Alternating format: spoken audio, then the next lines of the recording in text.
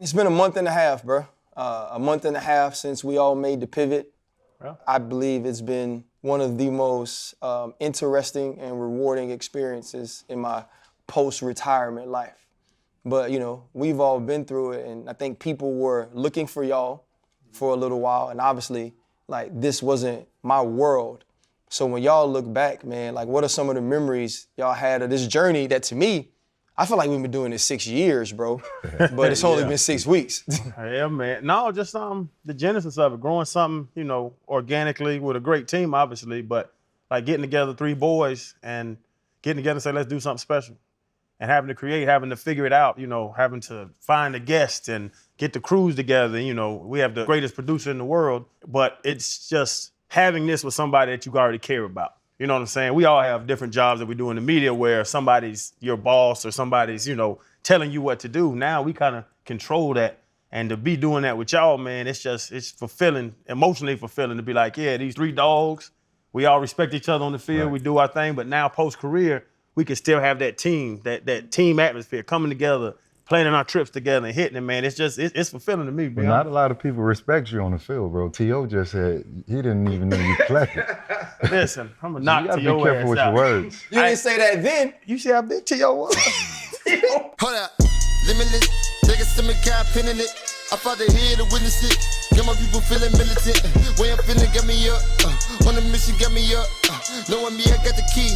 Only vision I can trust. Limitless. Niggas to me, got pin in it. I fought the head to witness it. Get my people feeling militant. Way I'm feeling, get me up. On the mission, get me up. He trying to knock him down, saying he's 50.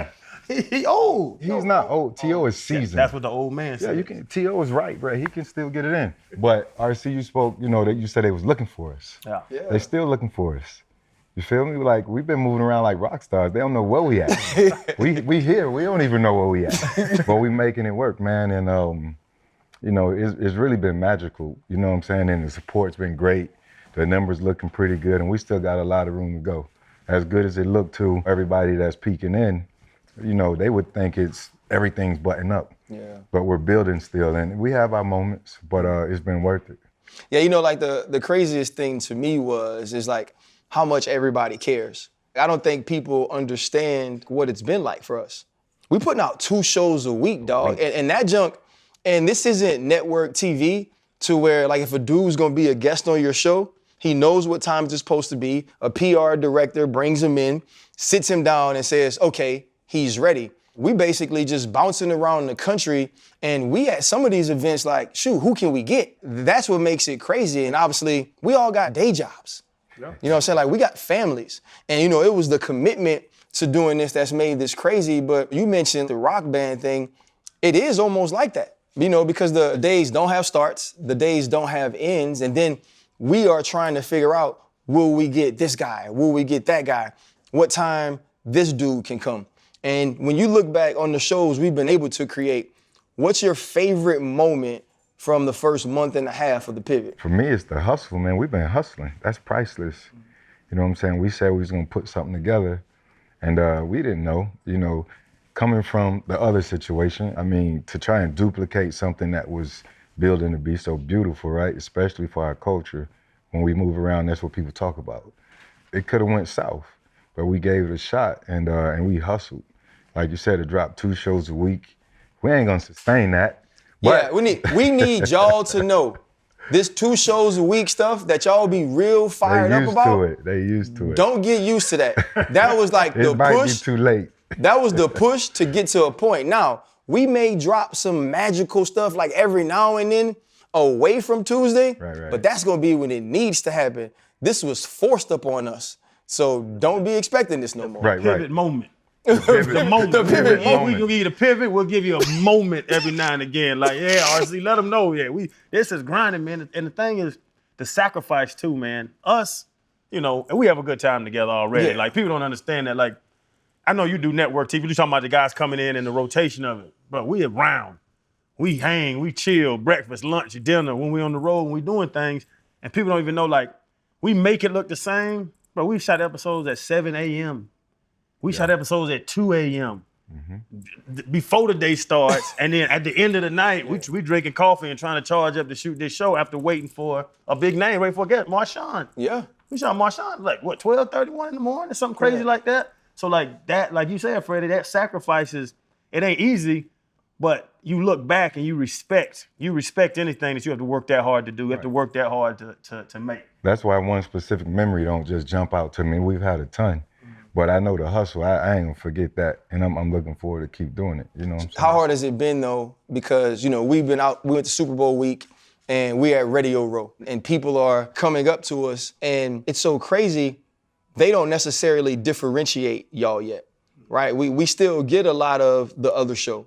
And then there's the people who are already up on it and they know that it's about the pivot and this is what we do now. Right. For y'all, did y'all set your mind to making sure we set ourselves apart from that show? Because you said something when we did the sporting news interview, man, that was the most telling thing. You said the people make the podcast. Yeah. And so like when I was trying to explain like my place, because obviously like my place and where I fit is kind of like, damn, double Dutch for me.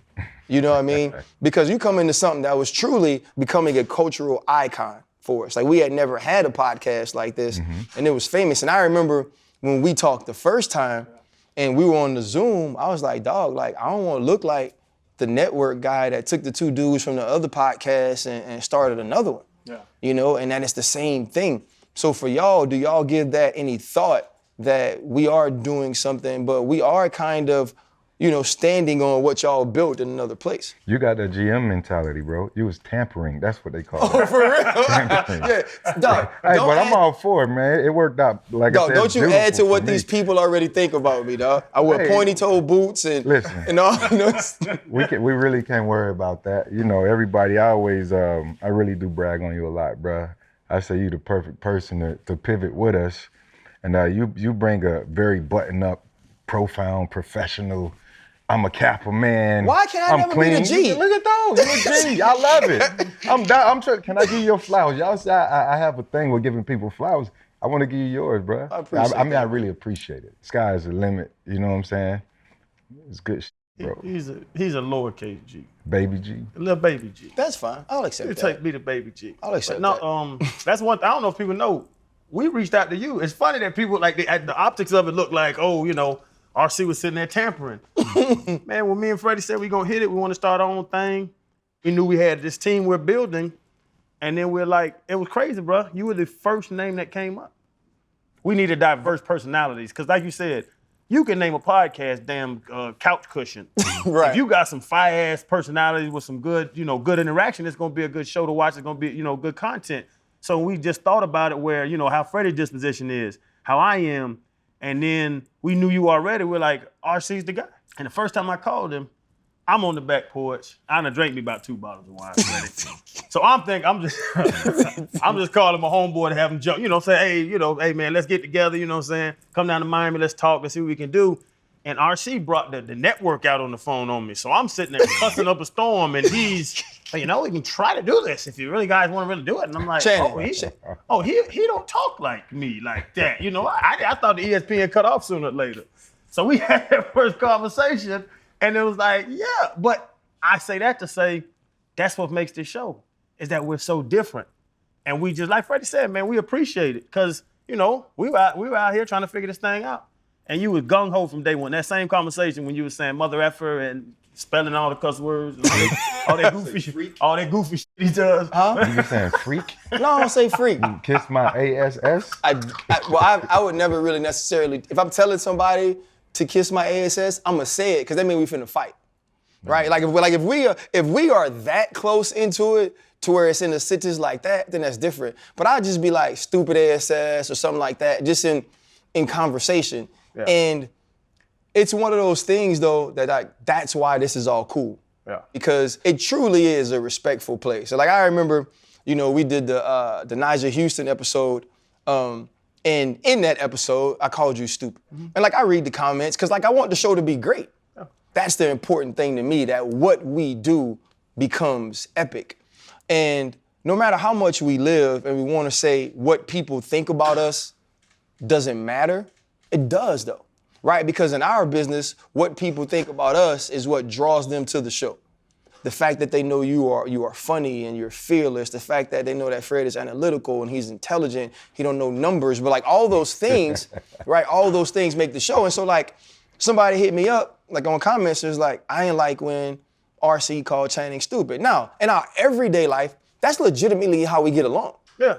You know what I mean? Like people don't know that. Like we ride together, we eat together, we do every show together. When we sitting around waiting on people, we in that spot together, and that's how we vibe, right? And I also know if we were ever out, and God forbid this ever happens, because we're like super adult, and like I got to fight, you're gonna be the first one that's with me doing it. Coming off the bar. You see what I'm saying? And so like those things are truly what make the shows, and the fact that we could be different. But is there ever for y'all any regret from having to move on from where y'all were from? No. Because we're doing a great job, and I think people see it one way, but we aren't where that was. No. And we gonna keep building. I would say, if you say we're not where that was, production-wise, better now. Oh, we're better than that. 100%. Better now. 100%. The numbers of subscribers and all is gonna grow, but you started saying it, RC. It's crazy because we got together so fast and already had legs. We're less than 2 months in, and we're killing it right now. The thing that I love about it is now we're in LA for the Super Bowl. From the first year guys, from Landon Collins, he your boy, Derrick Henry, we saw him, all showing love. OG, we appreciate the game. We appreciate y'all talking real. We respect y'all on the field, but now off the field, that whole uncle thing, like the uncle sitting on the back porch, and you a little kid and you just can't say nothing, but you taking in game and listening to these old guys that been through so much, to retired guys, to the Warren Sapps and the Shannon Sharps. We saw them in other events. Like, that's what I love about it. Subscribers gonna grow. You had to monetize stuff. We understand the business side, and that's very good between us all. But the helping these people out and them guys coming up from the first year guy to a 15-year Hall of Famer, that's what I love about everything we're doing. I started off saying same different show. On the first show, I think ended it like that. And really, that's what it's been. You know, the message hadn't changed. We're still, being vulnerable and transparent and really just talking to our experiences and sharing those with people and anything else that we've experienced, whether it's, outside of football, finances, mental health, relationships, everything. So it's a beautiful thing, man, when, you have 3 black men that are able to just, come together and really just give back. And don't flinch when you're doing it. Like, we've been real. Yeah, I think that's been, too, for me, what's different. When you do network TV, it's easy to stand out in your commitment to your community because everybody ain't committed like that.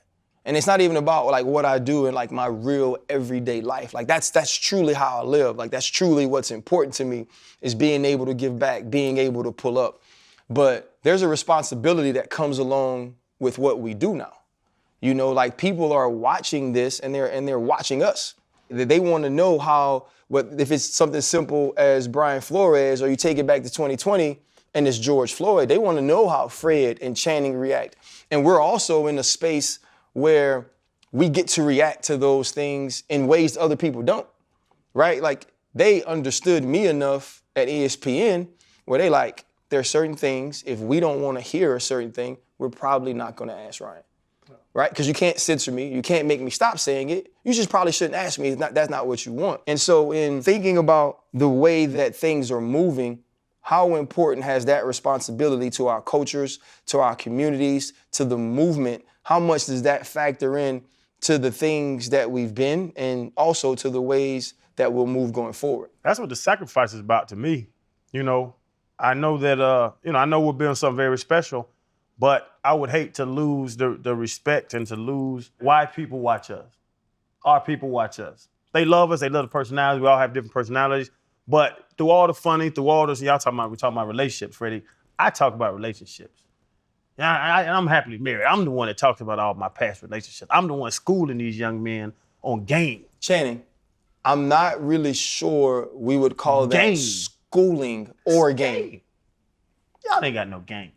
What the hell? But that's why we sacrifice. To answer your question, that's why I sacrifice, because I would hate to take away this platform from those young ball players. But past that, past the NFL dudes, the college guys, the high school guys that come up, to the guy working at churches, to the guy at Chick-fil-A, Walgreens, that come up when I go in there to get my $7 wine, and the dude be like, "You're Channing Crowder, man. Love when you said this, that," and they will quote it word for word of something we said 2 months ago, and it blows my mind. I'm like, these young men are listening to what we say, and that's why I love the sacrifice, because I really do believe that we're helping people's lives. But you mentioned sacrifice, but when you take it a step further, the risks that are associated with it. You know, we don't want to just be known to be a black podcast. Even though we're black men, it's a huge audience out there that can learn from us, you know, in all of our experiences.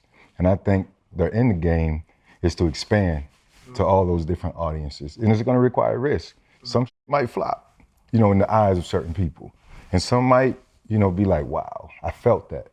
And I think, you know, really that's you said it the other day, the impetus. I saw you stole my word too, bro. First off, you've never said that, bro. I did. You've never said y'all impetus. looked it up. You in the dictionary.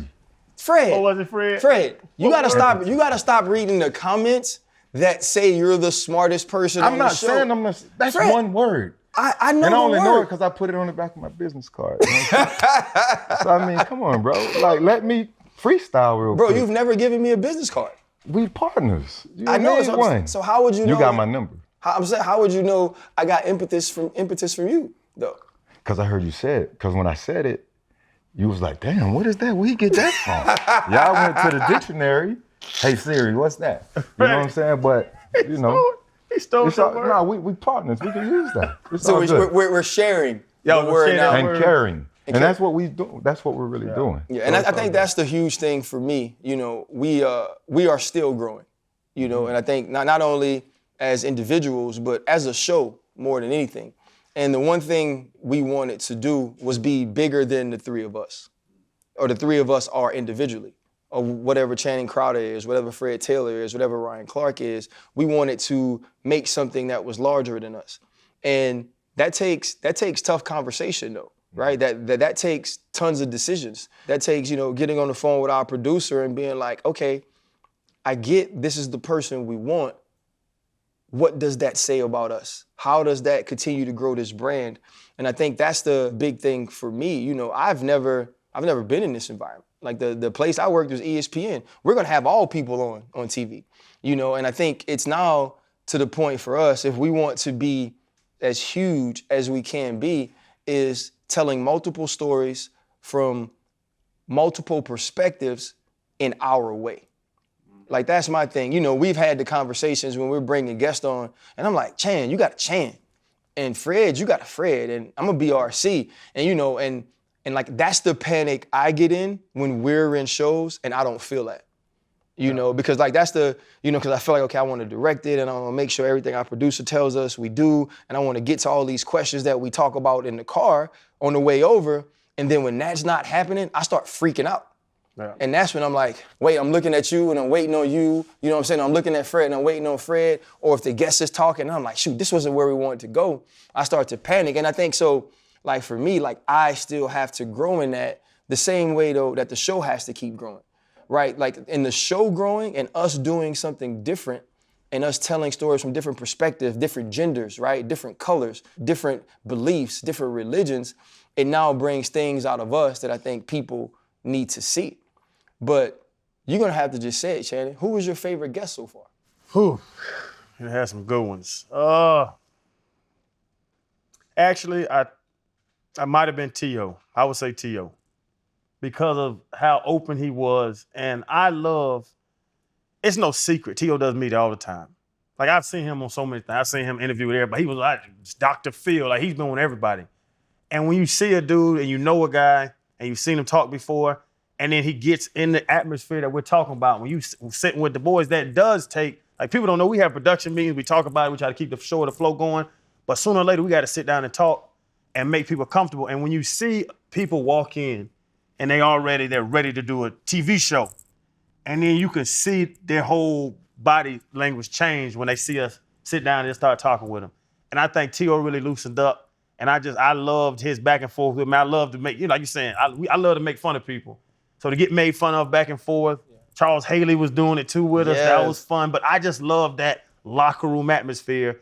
But I think watching T.O., knowing T.O. as long as we have, and then watching him with us, we brought the best, a great form of T.O., I would say. You said show or the flow. Isn't it flow or the show?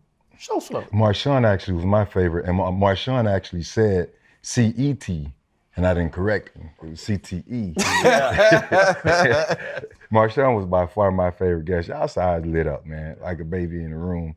It's just the mutual respect that I have for Sean and, everything he's done, how he had been perceived and how he started his career landing in Seattle and then really just turning into international beast mode, which is his new Instagram handle, I think. But that was fun for me, man. I was talking my ass off. That was a great Freddie. I want that Freddie every day.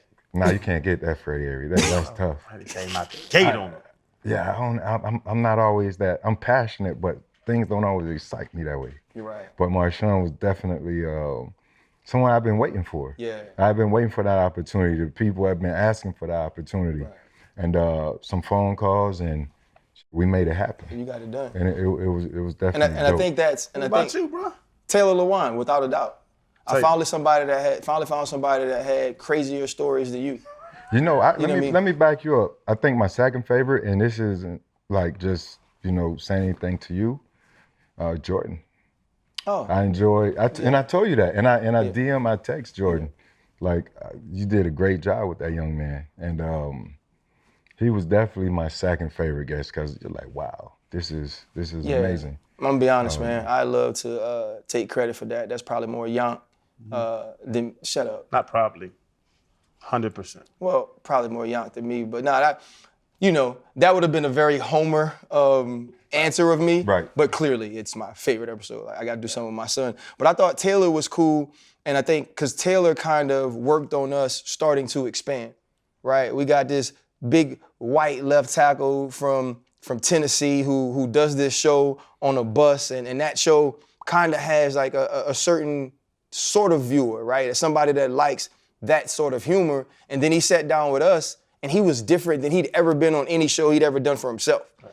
And I think like that's the beauty in what we do. But we're talking about left tackles. Jacksonville Jaguars former left tackle superstar Tony Baselli, right? He goes into the Hall of Fame.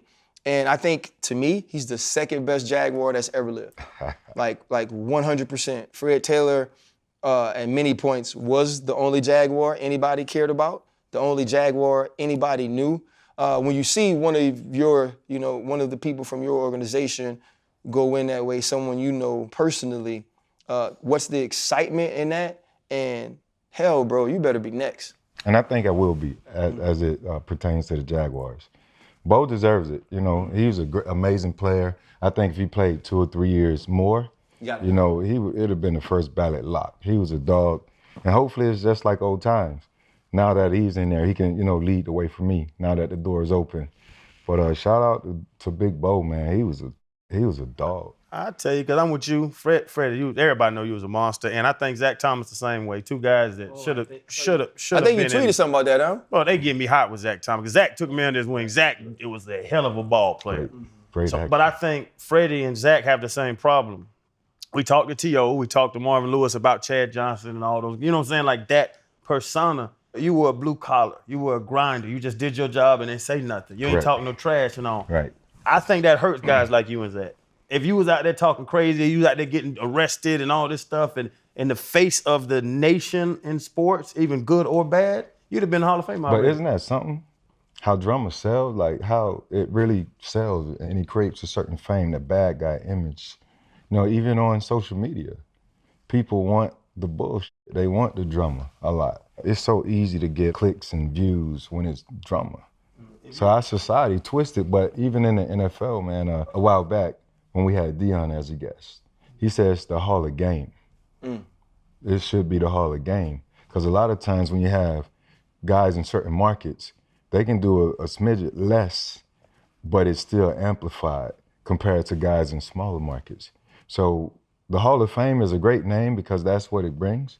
But the Hall of Game, I can rock with that. All you had to do was call out once or twice, I'm going to drop 200 on these boys on Sunday. Yeah. If you talk trash a couple times. Ali, yeah. You would I'm have the already been in greatest. the Hall of Fame. You just Right. did your job, and I think it's a tragedy that that's how it is, the Hall of Game. But yeah, it's crazy that these boys ain't in the Hall of That Fame. ain't my Zach character Thomas. though. I still don't talk. Y'all see that shit like it ain't on purpose. That's Right, just that's who you are. Yeah, I can't help it. We talked about like some of the older guests. You know, we mentioned being at Super Bowl week and having all these people that's like, man, I love the show. I love the way you guys represent. You know, let me come through. And you know, like a lot of times, like I'll be honest, I always look at that as BS, right? You know, when people say that, it's not always authentic, because you know, like how it is. Like we've waited on some guys for dang near a day. You know what I mean? Like you know how that goes, and like to hear all these people who want to be a part of what we're doing, like it's strange. Like we've actually told people no, right? And these are people that are very successful, Hall of Famers, even that, you know what, we can't do that show we love to, but we can't get to it. Guys like Floyd Mayweather sit down with us, you know what I'm saying? Guys like Darren Waller, you know, the Max Crosbys of the world, Janet Kramer, and you know, and so we have like all of these things, Big sex. like yeah, just like all of these things, and like all of these people who are willing to sit down with us. Did you ever think chanting country dumb? Is it country dumb or country dumb. smart? Country dumb. Country Yeah. dumb. Country dumb from Georgia or Fred Taylor from Florida would be in a place where those type of people would not only be willing, but wanting to have conversations with y'all? A lot of times it's a respect thing. You know, it's all character, and I always say you got to keep your face clean. You know, you're good with people, people will be good with you. And really it's a phone call, the relationships, connecting the dot, you know, leveraging those relationships. That's what it always goes back to, in my opinion. And the people that have showed up, you know, we appreciate them. And I think that's how we'll get majority of our guests. You know, people will see what we stand for, and that this is a safe space where they can express themselves. And, you know, they'll be willing to come on. I didn't. I really didn't. I do media all the time, radio stuff. Did you major in communication? No. Did you have this degree? No, I'm a college dropout. Like, I went as soon as the league would let me in the league, I went to the league. I was gonna go play ball. And now just going into the media now and seeing that people respect you for your opinion, respect you how you communicate with other people. You know what I'm saying? How you talk to other people, how you can, you know, joke, and you talking about like different demographics and just a wider range that, to be honest, I've always been silly my whole life, storytelling, messing around. But to see that my humor crosses every line there is. Every line, gender, race, my humor crosses all those lines. That's what hits me about it. First off, that's positively and negatively. What's that? Your humor. It crosses all lines, both positively and negatively. I'm your dog though. Like I rock, bro. They don't cross You no already line know. negative. That's all First off, you already know. If somebody smiles at anything you say, it's positive. Here's the thing. You know, I'll introduce you to anybody in my life. I'm like, hey, like, let's go eat with Channing. Like, I don't care now. There are times at those dinners and sit downs that I'm like, oh, sheesh. Do you want them? Like, I was like, I don't really know if this was the smartest idea. But then when I leave, everybody's just like, I love Channing. Or people come to me like, I thought about such and such that Channing said, and I was laughing all day. And I think those are the moments now that I live for. Because I think it's like, You live for inviting your other friends to dinner.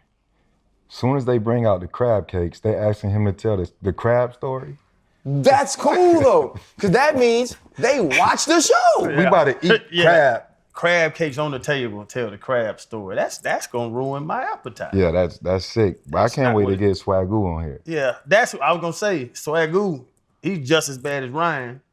AC, tell him about this. AC, tell him about this. But I enjoy it. I love to entertain people. I love to walk in a room, and if I can make 4 or 5 people change their thought of life, right? They're going through a tough time, and I tell some goofy ass story, and I changed, even if it's for 5 minutes, I gave them a little boost. I gave them a little excitement, a little smile, a little laugh. Like, I love that, and to be able to do it on this platform with y'all boys, I've been doing it, you know, at bars my whole life. To be able to do it this platform, hundreds of thousands and millions of people watching this, and to be able to get that laughter any day on somebody's phone, sitting in the car or in their living room, if they put up YouTube, like, that I love that. I love to be able to just make somebody smile, change somebody's day if it's for 2 minutes. I think that's part of this job. And, in the future, we'll sit down with Darren Waller and have him tell that amazing story of adversity, of redemption, and the way that he came out of that, And so I'm excited about that. But we'll also,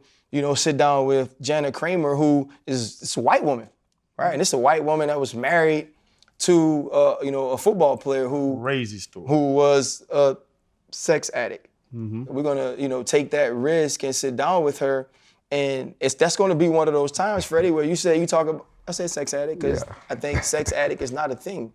Like, people like orgasms, and if you're a sex addict, shouldn't you also be like how drug addicts like all the drugs? Yeah. So if you're a sex addict, then you should have sex with all the people. That's just my thought. You know what I'm saying? But you know what I mean? Yourself, I guess that's one of the risks. Shut up. Why you always gotta talk about having sex with yourself? I enjoy myself. You said you happily married. Yeah. Asia know when she leave early in the morning what I'm gonna do when she walk out the door. Early in the morning. I charge my phone as soon as I see her getting dressed. Yeah, boy, it's over for you today. I never mentioned this, right? He said he charged his phone, but he also told me he charged the little Rose to max. Oh, I'm supposed to use them toys you give me on my wife? I be using them on myself. I thought that was for me. We weren't gonna go public with that one, but he let it rip. He a wild boy. Wait. But it'd be too much information for me, man. I don't even know why he personal stuff. feel So like after it's you safe put the over candle here. in it, Uh-huh. you didn't go Google it to see what it was for, or you just use it on yourself? Once it jiggled off the table, I said, "Oh yeah, me and you can play." Bruh. Asia got up one morning. She went to getting dressed. I said, "Yeah, it's over for you, Rose." I held her so tight between my legs it stopped shaking. Cheeks activate. You funny, man. Hey, man. But on the real, man, I think this has truly been just an amazing month and a half. I remember getting the first phone call, talking to Channing, and like Channing said, I may have put on my ESPN voice. It was because I was serious about it, though. Yeah. It was just because, like, I understood the undertaking and, like, what you guys had left and, what we were deciding to start. And so I guess for me, I just want to say thank you. And here's the truth, bro. I appreciate y'all. I would never call y'all my employees. I ain't gonna ever owe y'all no money. And there will be no voicemails. Oh, this sounds like a plan, Freddie. What we got us one? I just like to be a part owner. I'm cool with not being an employee. Appreciate you. All right, let's get it, man. Love, On baby. to the next, dog. I like it. Hold up, limitless, niggas to me, can't pin in it. I fought the head to witness it. Got my people feeling militant. Way I'm feeling, get me up. On the mission, get me up. Knowing me, I got the key. Only vision I can trust. Limitless, niggas to me, can't pin in it. I fought the head to witness it. Got my people feeling militant. Way